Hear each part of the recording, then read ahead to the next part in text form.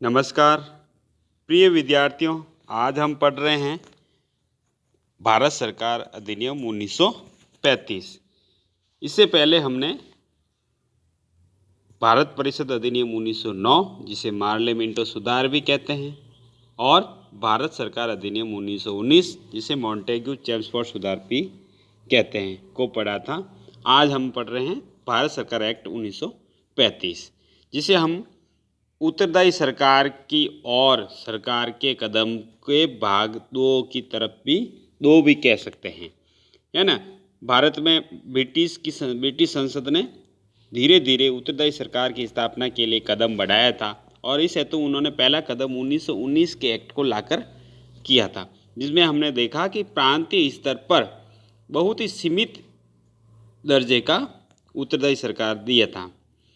यानी प्रांतीय विषयों को दो भागों में बांटा था, जिसमें हस्तांतरित विषयों के तहत जो भी कानून हैं उनका निर्माण वायसराय भारत उन मंत्रियों की सहायता से करेंगे जिसमें जो मंत्री विधान परिषद के प्रति उत्तरदायी होंगे।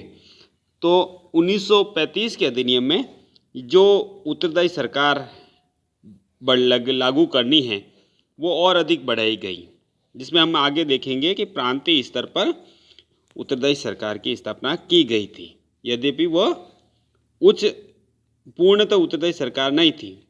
लेकिन हम देखते हैं कि एक धीरे धीरे ब्रिटिश सरकार ने भारत में उत्तरदायी सरकार के लिए संवैधानिक सुधार लाने के लिए प्रयास किया था।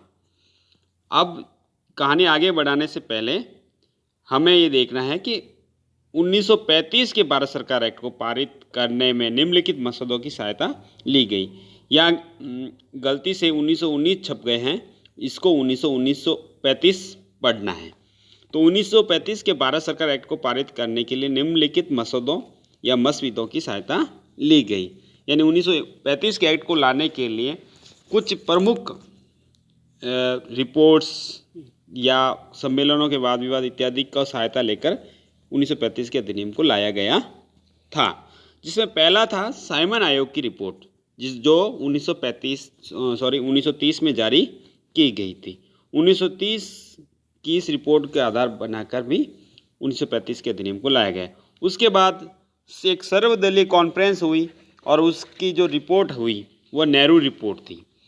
नेहरू रिपोर्ट जो 1928 में जारी की गई थी, उसको आधार भी बनाया गया था 1935 के अधिनियम लाने में। फिर जो साइमन आयोग ने 1930 में अपनी रिपोर्ट दी थी, उस रिपोर्ट में क्या लिखा है उसके बारे में 3 गोलमेज सम्मेलनों में वाद विवाद हुए और उस वाद विवादों से जो निष्कर्ष निकले 1930, 31 और 1932 के तीनों गोलमेज सम्मेलनों में उनके वाद विवादों को भी शामिल किया गया और ब्रिटिश संसद द्वारा एक श्वेत पत्र भी जारी किया गया था और ब्रिटिश संसद की एक संयुक्त प्रवर समिति रिपोर्ट भी लाई गई थी। इसके अलावा चुनाव संबंधी प्रावधानों के लिए लोथिया रिपोर्ट को भी 1935 के अधिनियम को लाने के लिए आधार बनाया गया था।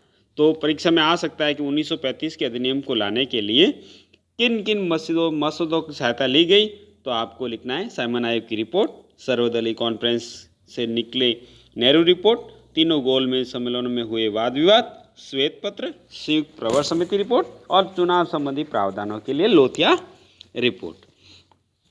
अब आगे बढ़ते हैं 1935 के अधिनियम के बारे में। तो हमें ये जानना है कि 1935 का जो भारत सरकार एक्ट है उसमें जो धाराएं वो अंग है वो इस प्रकार है। 1935 का भारत सरकार एक्ट बहुत ही विस्तृत लेख है, जिसमें उलझे हुए संघीय संविधान के विषय हैं। इसमें भारतीय मंत्रियों, विधानसभा सदस्यों इत्यादि के कदाचार के विरुद्ध कुछ संरक्षण दिए गए हैं। इससे क्या हुआ, इस एक्ट में 451 धाराएं हैं और 15 परिशिष्ट है, यानी ये बहुत ही विस्तृत लेख हैं। इसके अलावा 1935 का जो भारत सरकार अधिनियम है उसके कितने अंग हैं? 3 मुख्य अंग है। पहला है अखिल भारतीय संघ की स्थापना, दूसरा संरक्षणों सहित उत्तरदायी सरकार की स्थापना और तीसरा है भिन्न भिन्न सांप्रदायिक और अन्य वर्गों के लिए पृथक प्रतिनिधित्व। इससे ये अधिनियम बहुत ही विस्तृत हो जाता है ना। तो इस अधिनियम की जो प्रमुख विशेषताएं पढ़ने से पहले, यानी अगले वीडियो लेक्चर में जिसमें हम पढ़ेंगे, उसमें कुछ इस अधिनियम के बारे में कुछ मोटे रूप में क्या लिखा गया है वो एक समझने का प्रयास करते हैं। तो इसकी पहली विशेषता क्या होगी, इसमें इस 1935 के अधिनियम से एक संघीय ढांचा की स्थापना की गई संघ सरकार में या केंद्र स्तर पर। इसके अलावा इस संघीय ढांचे में क्या होना था, एक संघीय कार्यपालिका रहेगी और एक संघीय विधानमंडल रहेगा। संघीय कार्यपालिका का प्रतिनिधित्व वायसराय और उनके पार्षदों से मिलकर बनना है और संघीय विधानमंडल को पुनः उनके दो सदन होने थे। हमने ये देखा था कि 1919 के एक्ट से ही संघीय विधानसभा को दो सदनों में विभाजित किया गया था, जिसे हम आज की लोकसभा और राज्यसभा भी कह सकते हैं। उस समय संघीय विधानसभा को राज्य परिषद राज्यसभा की जगह और संघीय विधानसभा लोकसभा की जगह कहा जाता था। इसके अलावा तो एक तो संघ स्तर पर एक तो कार्यपालिका रहेगी जो वायसराय और उनके पार्षदों से मिलकर बनेगी, दूसरा संघीय विधानमंडल रहेगा जिसके दो सदन होने थे। इनके बारे में और विस्तृत पढ़ेंगे। दूसरी प्रमुख जो विशेषता है उसमें है प्रांतीय स्वायत्तता। प्रांतीय स्वायत्तता के तहत जो 1919 के एक्ट से प्रांतों में विषयों को दो भागों में बांटा गया था, आरक्षित विषय और हस्तांतरित विषय, उसी तरह अब प्रांतों के स्तर पर जो प्रांतीय सूची के विषयों को जो हस्तांतरित और आरक्षित विषय का जो विभाजन था वह समाप्त कर दिया गया। अब केवल प्रांतीय विषयों को प्रांतीय विषयों के नाम से ही जाना जाता था, जिसमें प्रांतीय सरकार कानून बना सकती थी और उसके लिए गवर्नर की सहायता लेनी थी या गवर्नर मंत्रियों की सहायता लेता था। यानी प्रांतीय स्तरों पर जो द्वैत शासन था, दोहरा शासन था 1919 के एक्ट से, 1935 के एक्ट से, वो प्रांतीय स्वायत्तता दे दी गई। इसके अलावा 1935 के अधिनियम से कई अन्य धाराएं थी, एक जैसे संघीय न्यायालय की स्थापना संघीय न्यायालय की स्थापना की गई। इसके अलावा बर्मा को भारत से अलग कर दिया गया, उड़ीसा और सिंध को दो नए प्रांत बना दिए गए और केंद्र में द्वैत शासन लाया गया, शक्ति का विभाजन किया गया, भारत परिषद की समाप्ति कर दी गई जो लंदन में थी।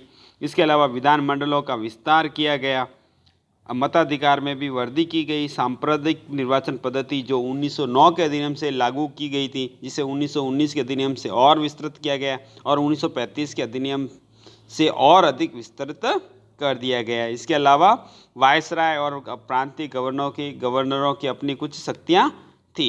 ये हमें जानने का प्रयास अगले वीडियो लेक्चर्स में करने का प्रयास करते हैं। धन्यवाद।